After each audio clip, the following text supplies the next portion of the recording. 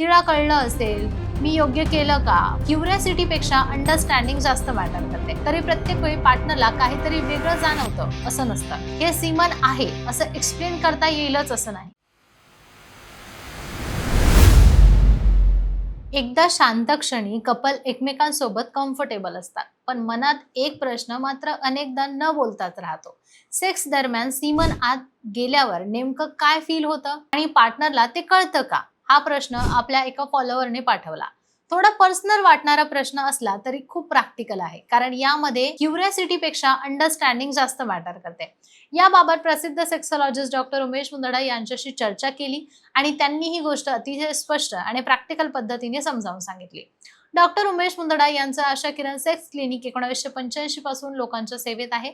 As a clinical sexologist म्हणून ते गेल्या 40 वर्षांपासून पुरुष आणि कपल्सला फर्टिलिटी बद्दल मार्गदर्शन देत आहे.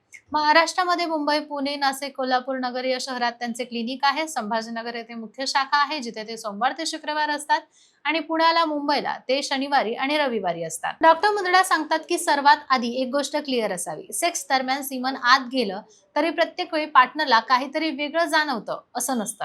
अनेक महिलांना स्पेशली सीमन आत गेलंय हे वेगळं ओळखताच येत नाही, कारण त्यावेळेस बॉडीला ऑलरेडी अनेक सेन्सेशन्स चालू असतात. मसल इंटरॅक्शन असतं, अराउजल असतं, क्लोजनेस असतो. त्यामुळे सीमनची वेगळी जाणीव होणं हे प्रत्येक वेळी घडत नाही. काही वेळा काही महिलांना हलकासा वॉर्म किंवा ओलसरपणा जाणवू शकतो, पण हे सुद्धा एकदम क्लिअर आहे. हे सीमन आहे असं एक्सप्लेन करता येईलच असं नाही. त्यामुळे पार्टनरला नक्की कळतं ही एक चुकीची समजूत आहे. प्रत्येकाची बॉडी रिस्पॉन्स वेगळी असतं. आता दुसरा भाग, ते कसं चेक करायचं? डॉक्टर मुंदडा सांगतात की यासाठी गेस करण्यापेक्षा अवेअरनेस महत्वाचा आहे. फिजिकली सेन्सेशन्सवर पूर्णपणे अवलंबून राहणं रिएबल नसतं. जर प्रेग्नन्सी प्लॅनिंग चालू असेल तर ओव्ह्युलेशन टायमिंग, प्रॉपर गायडन्स आणि गरज पडल्यास मेडिकल टेस्ट या गोष्टी जास्त महत्त्वाच्या ठरतात.